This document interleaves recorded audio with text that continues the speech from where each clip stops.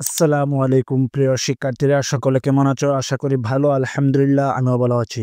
প্রিয় শিক্ষার্থীরা, তোমরা যারা এই বছর ২০২৫ সালে এইচএসসি পরীক্ষা দিয়েছ, অর্থাৎ গতকালকে তোমরা বাংলা প্রথম পত্র পরীক্ষা দিয়েছ। তো অনেক শিক্ষার্থীর এমসিকিউ ৬টা, ৭টা, ৮টা, ৯টা এমসিকিউ হয়েছে। তাহলে কি তারা পাস করবে? হ্যাঁ, অবশ্যই পাস করবে। প্রিয় শিক্ষার্থীরা, তোমরা ধৈর্য সহকারে সম্পূর্ণ ভিডিওটা দেখবা এবং বুঝবা, তারপর কমেন্ট করবা। কেউ দয়া করে উল্টাপাল্টা কমেন্ট করবা না। আগে আমার কথাগুলো বুঝবা, আমি কি বলেছি, তোমার যুক্তির সাথে কথাগুলো মিলে কিনা। তারপরে তোমরা তোমাদের মতামতটা কমেন্ট করবা। তাহলে চলুন আমরা এখন মূল ভিডিওতে চলে যাই। এর আগে বলে রাখি, তোমরা যারা এখন পর্যন্ত আমার এই চ্যানেলকে সাবস্ক্রাইব করেন নাই, আর দেরি না করে এক্ষুনি আমার এই চ্যানেলকে সাবস্ক্রাইব করে পাশে থাকা বেল বাটনটি ক্লিক করে দিবা, পরবর্তী সকল আপডেট সবার আগে পাওয়ার জন্য। তাহলে চলুন আমরা এখন মূল ভিডিওতে চলে যাই। প্রিয় শিক্ষার্থীরা, গতকালকে তোমরা বাংলা প্রথম পত্র পরীক্ষা দিয়েছ।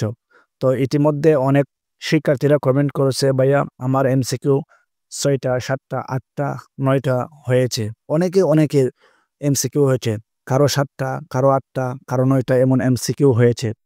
তো আমি কি পাস করব? তো অনেকেই বলেছি ভাইয়া পাস করবা। তো অনেকেই টেনশন করতেছে। প্রিয় শিক্ষার্থীরা, দেখো, প্রথমে আমি একটা কথা বলে রাখি, তোমরা যে এমসিকিউ গুলো মিলিয়েছ, সেটা কোথায় থেকে মিলিয়েছ? বোর্ড থেকে মিলিয়েছ বা বোর্ডের উত্তর দিকে তোমরা মিলিয়েছ কিনা? তোমরা উত্তর বলবা না, আমরা বোর্ডের উত্তর দিকে মিলাই নাই। তাহলে তোমরা কোথায় থেকে এমসিকিউ মিলিয়েছ? বিভিন্ন কোচিং সেন্টার থেকে বা বিভিন্ন ফেসবুক পেজ থেকে তারা যে সমাধান দিয়েছে, সেখান থেকে আমরা মিলিয়েছি। তো সেখান থেকে মিলানোর কারণে তোমার এমসিকিউ কয়টা হচ্ছে? কারো ৬টা, কারো ৭টা, কারো ৮টা, কারো ৯টা এমসিকিউ হচ্ছে। তো এই জন্য টেনশন হচ্ছে, তাই না?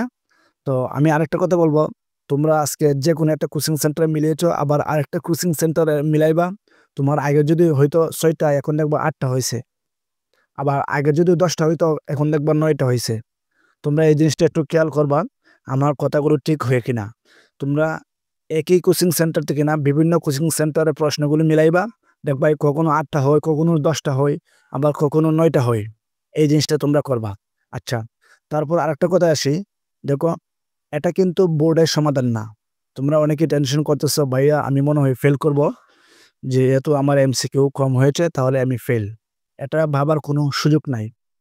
আরেকটা কথা হচ্ছে, প্রিয় শিক্ষার্থীরা, এই অল্প সময়ের মধ্যে বিভিন্ন কোচিং সেন্টার থেকে যে সমাধান দেই, সেখানে তাদের কিন্তু 2টা 3টা এমসিকিউ ভুল থাকে। এটা প্রতি বছরই হয়। তো যাদের এমসিকিউ 2টা 3টা এমসিকিউ কম হয়েছে, তোমরা হয়তোবা ভাবতেছো যে আমি ফেল করব। দেখো, ফেল করার কোনো অপশন নাই যে তোমার 2টা 3টা এমসিকিউ কম হওয়ার কারণে। কেননা যে কোচিং সেন্টার তোমাদেরকে এমসিকিউ সমাধান দিয়েছে, তারা যে অল্প সময়ের মধ্যে এমসিকিউ সমাধান করে, এখানে প্রতি বছরেই 2 থেকে 3টা এমসিকিউ ভুল হয়। অনেকে বলতে পারো, ভাইয়া যে আপনি কিভাবে বলেন? দেখো, আমি অলরেডি 2 থেকে 3 থেকে 4 বছর যাবৎ ভিডিও তৈরি করতেছি। তো 3 থেকে 4 বছর যাবতের যে অভিজ্ঞতা, এমন অভিজ্ঞতায় আমি তোমাদেরকে বলতেছি, প্রতি বছরই এমন হয়। অনেক শিক্ষার্থীরা আমাদেরকে কমেন্ট করে, ভাইয়া আমার এমসিকিউ কম হয়েছে, আমি কি পাস করব? পরবর্তী সময় দেখা যায় ঠিকই ওরা পাস করে। আমি অনেকেরই বলেছি যে তোমরা পাস করবা। তো টেনশন করো না। তারা কিন্তু পরবর্তী সময় যখন রেজাল্ট প্রকাশ হয়, তখন আমাকে বলেছে যে ভাইয়া আমি পাস করেছি, আমার এমসিকিউ ৬টা, ৭টা, ৮টা এমসিকিউ হয়েছিল। প্রিয় শিক্ষার্থীরা, মাঝে মধ্যে তোমরা কমেন্টে দেখবা, অনেক সাবেক তোমাদের বড় ভাই যারা আছে, অনেকে আসে কমেন্ট করে যে আমারও এমসিকিউ ৬টা ৭টা এমসিকিউ হয়েছিল, আমি পাস করেছি। প্রিয় শিক্ষার্থীরা, তোমাদের যাদের এমন হয়েছে ৬টা ৭টা ৮টা এমসিকিউ হয়েছে, তোমরা টেনশন করিও না, কেননা সামনে তোমাদের পরীক্ষা রয়েছে। আজ গতকালকে মাত্র একটা পরীক্ষা দিয়েছো, বাংলা প্রথম পত্র। এখন যদি মনে করো যে আমার এমসিকিউ কম হয়েছে, আমি ফেল করব, তাহলে কিন্তু বাকি পরীক্ষাগুলো তুমি দিতে পারবে না। তোমার মনটা ভাঙ্গা থাকবে, যেহেতু তোমার এমসিকিউ খারাপ হয়েছে।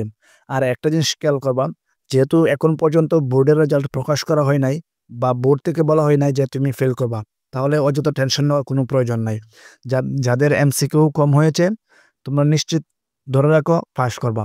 1-2টা এমসিকিউ হয়ে যাবে। বোর্ডে যখন খাতা দেখবে, তখন 1-2টা এমসিকিউ বেড়ে যাবে। তারা যে বর্তমানে এমসিকিউ সমাধান দিয়েছে, এখানে 2 থেকে 3টা এমসিকিউ ভুল থাকে। পাশাপাশি প্রত্যেক বছরই এ যাদের এমসিকিউ কম হয়, তারা কিন্তু পাস করে। তো এই জিনিসটা একটু খেয়াল রাখবা। তোমরা যারা পরীক্ষা দিতেছ, তো সামনে যে পরীক্ষাগুলো রয়েছে এগুলো